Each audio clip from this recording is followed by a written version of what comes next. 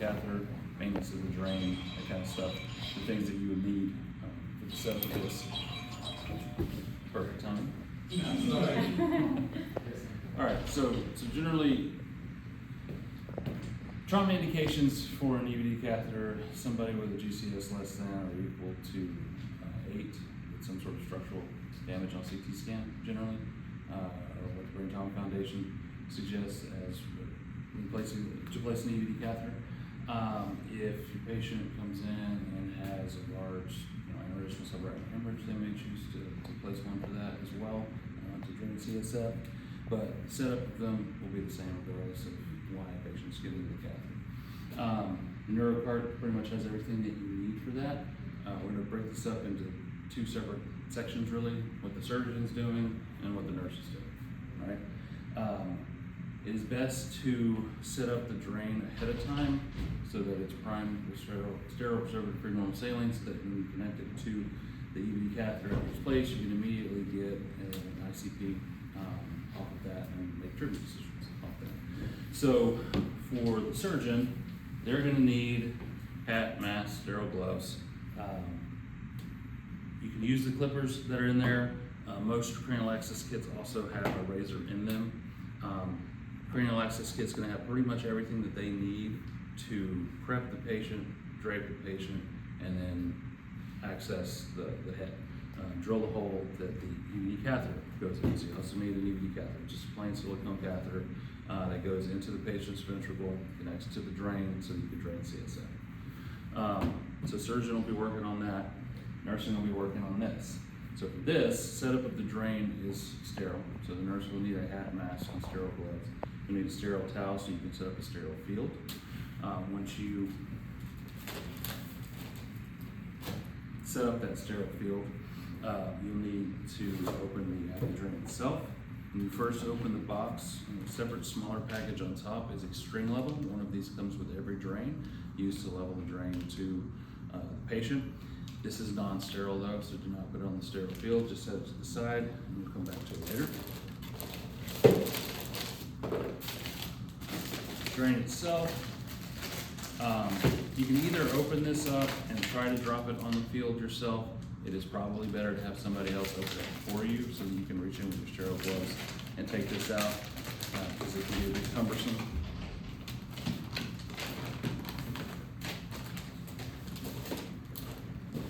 So you got your drain.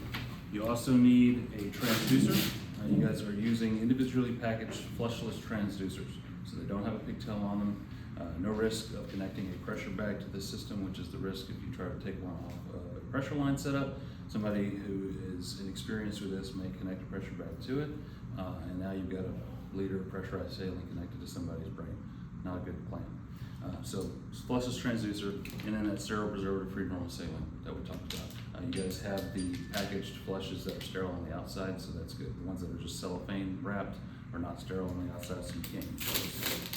But you dump that on your field as well, and then we'll set up the drain. So the transducer goes on this stopcock that has the red cap on it. Take that off.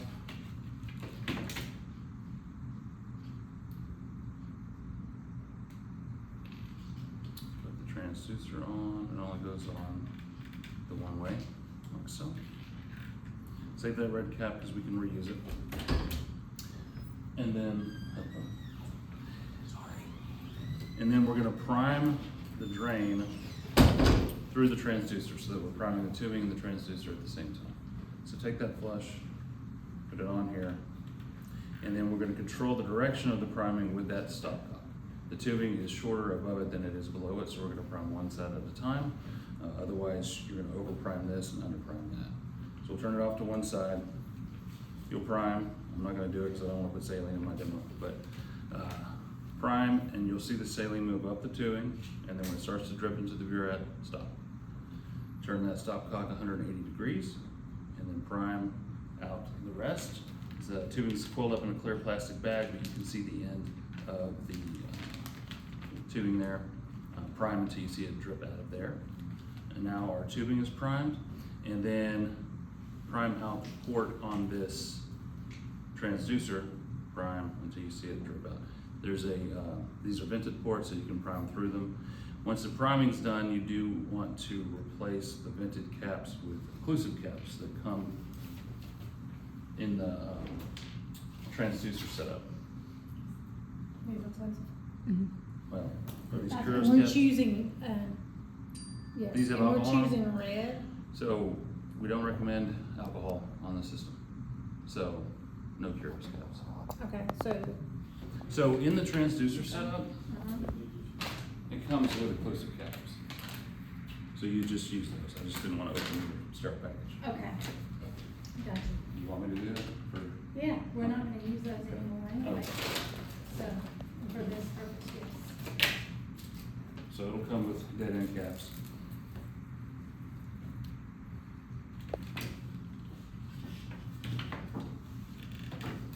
So you want to put one there, and then remove your saline and put one on. You can either use the two that come with it. You can reuse the red one from the drain. It doesn't really matter. All right. Now that this is primed, you're done. You're waiting on them to finish their part. Once they get the catheter placed, then you'll sterilely pass off this tubing so that it can be connected to the catheter itself.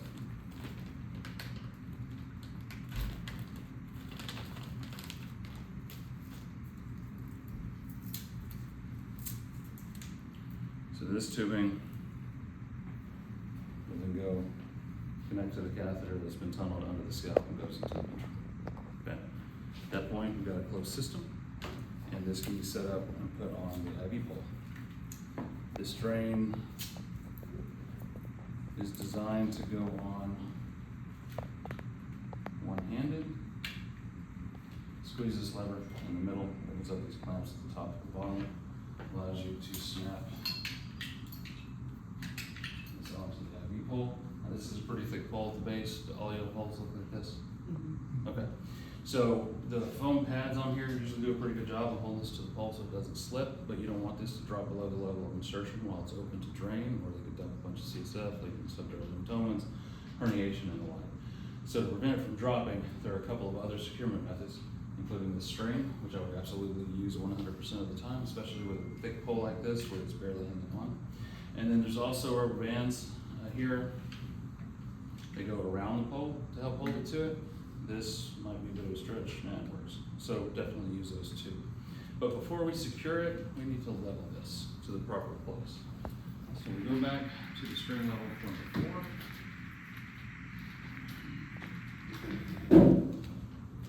And you have scissors or a pocket knife. Yeah.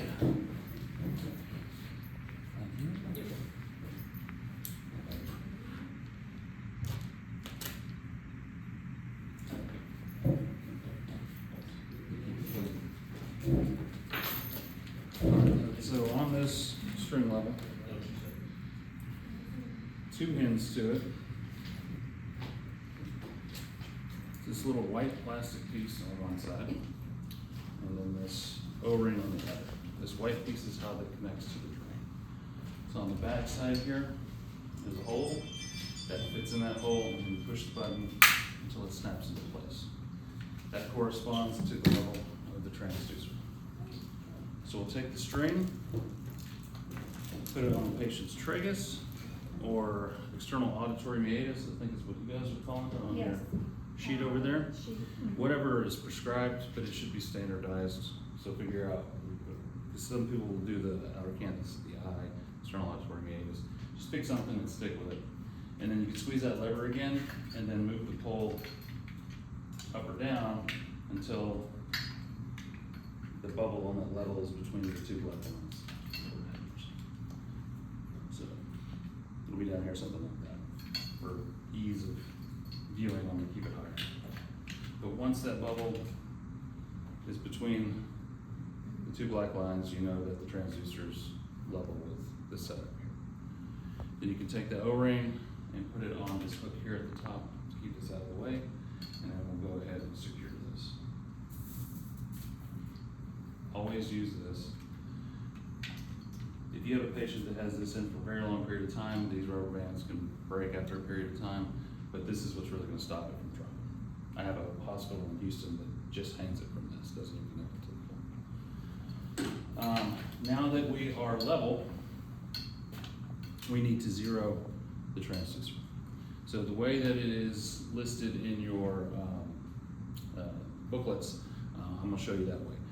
Integra doesn't make the transducer, so we have no specific recommendation on how you do this. The previous guidelines from the American Association of Neuroscience Nurses recommended opening it to air. The current guidelines are a lot more vague and just basically say to follow institutional policy. The transducer manufacturers will tell you to open it to air, but some surgeons want to keep this a closed system, so you end up having to zero it through the air filter that you're at. But since you guys specifically call out opening it to air, that's what we're going to go with. So when you zero the transducer, you need to expose the transducer diaphragm to atmospheric pressure. So to do that, we've got to orient the stopcock here off to the drain in this position that it's in now, so that when you open this port to air, it is now open to that diaphragm. Does that make sense? So you'll have your transducer connected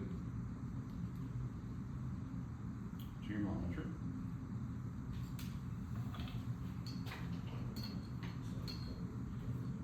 Open that to air, come over here, zero your transducer. And when that's done, cleanly return the cap. If you drop it, you test the inside of it, you get an extra cap. And then close that off, and then make sure you open the transducer stopcock back open so that you can get the ICP on. Now that that's zero, we'll go over controlling CSF. Go back to the drain stopcock that we used earlier. In this 12 o'clock position, it is clamped to the drain. You're not draining CSF. But the transducer is open to the patient side. So you'd be getting a waveform and an ICP on your bedside monitor. To drain, turn the stopcock to the 9 o'clock position. It's now off to the transducer, so you're not going to get a pressure. But the patient is open to the drain, you can drain CSF. In the 6 o'clock position, it is clamped to both of those things. It's not doing anything. No draining, no monitoring. We do not recommend the 3 o'clock position where it is open to drain and monitor at the same time. Yes, you will get a waveform and an ICP, but it will be dampened and it will not be accurate. So really, it should only be 12 o'clock position to monitor, 9 o'clock position to drain. Okay? Now your orders that you'll get, you'll have orders to have the burette set at a certain height. So the burette is adjustable. Squeeze these 2 tabs at the top, allows you to move this up or down. Generally, your orders are written in centimeters of water, that's the black scale. So let's say that you have orders to be open to drain at 10 centimeters of water. That's what that would look like. Open to drain at 10 centimeters of water. With that red indicator. Okay. Burette has an air filter on top, like I mentioned earlier. It is antimicrobial and hydrophobic, so you can get it wet with CSF and it will remain patent. The burette is 75 cc's, tapered at the bottom, makes the graduation markings farther apart, makes it easier to see. When this comes out of the package, I should have mentioned this earlier. When this comes out of the package, there are 3 stopcocks on here, on the actual drain itself. The one here that we use for priming, the one at the bottom of the burette, and then one down here closest to the patient. They are all in these open positions because when this is sterilized, ethylene oxide gas is sent through the tubing, and so it has to stay open to reach all the insides, and it remains open because it's sterile at that point. I'm not closing it. So whenever you set this up, you need to make sure to take that stopcock and turn it off to the burette so that it'll actually collect. And then the one down here closest to the patient, I would turn it off to the port in case that cap comes loose. That way you're not just draining out on the pillow. Okay. So this will collect CSF. To drain this into the collection bag, turn the stopcock to 3 o'clock or 9 o'clock, let it drain into the collection bag, just turn it back off to there. If you have to draw a CSF sample, nursing usually does it from this port. If neurosurgery does it, then they'll usually do it closer to the patient using the stopcock down here. But for y'all's purposes, recommendation is to betadine the port, not chlorhexidine, not alcohol, betadine. allow that to dry, because betadine's not effective until it's dry. You have this yellow stopcock, turn it straight down so that it is off to the bag, so that this port is open to your hat. Sterile procedure, so hat, mask, sterile gloves, just like it said with this. You can take a 10 cc syringe, screw it directly onto the port that you sanitized, and then aspirate the sample. You don't have to worry about creating a vacuum in here because air will come through the air filter. Okay. Then to change the collection bag, so if you have a patient that has one of these in for an extended period of time, it'll get to the point where this is full and you'll need to change it. I usually recommend when it's about 3/4 full to do that. Also a sterile procedure, so you'll betadine the lower connection here and pretty much anywhere on this panel that you might touch with sterile gloves while you're trying to take the thing off. Get the new bag, open it up aseptically so you can grab it with your sterile gloves later, otherwise you're gonna have to have a helper. Then put on your hat, mask, and sterile gloves, and turn the lower connection counterclockwise. Take the supports off. I have broken my demo. Pull. There's buttons on here to pull up on them to get this to come off. Then there is a anti-reflux valve in here, so if this tips over or you drop it, it's not going to force CSF out everywhere. Go ahead and secure that cap. Then you can dispose of it in biohazard. Get the bag that you opened previously. I find it easier to put the supports on first and then line up the lower connection, and then right and tight. Okay. Last thing on the tubing itself, there's a green stripe running down the length of it to differentiate it from IV tubing. Anything with a green stripe means it's in a CSF space. It is also pressure tubing so that you don't get a damping waveform, okay? But there is an infusion port on here. This is for intrathecal meds, TPA, if you've got a clotted catheter, intrathecal antibiotics, if they have ventriculitis, something like that. Nursing does not use this port. It's reserved for the providers. It clearly says CSF access on the yellow tape on either side of the hard tubing with the green stripe, so do not mistake this for an IV. Okay. The drain itself is MR safe, but if you ever have to take this off the IV pole and lay it in bed with the patient, you want to make sure that this stopcock is off to the patient. That way when you lay it down in the bed and it is below the level of insertion, they don't dump CSF. If you have a patient with this end open to drain and you need to adjust them in bed and lay their head of the bed down, make sure that it is clamped before you lay it down. Then you can pull them up and then readjust it. You need to re-level this with every adjustment. So sometimes it's easier to adjust the patient to this as opposed to the other way around. But anytime it's open to drain, it needs to be at the proper level. And anytime you go to check the pressure, it needs to be at the proper level or your pressure will not be right. Does that make sense? Okay. Dressing the catheter is really up to the provider. Some will leave it open to air, some just want to put a tegaderm on it, some will take a bio patch and put it around the catheter, some want some betadine on gauze and then a tegaderm over it. It's all just depending on them. We don't have any specific recommendation. I think that's about it.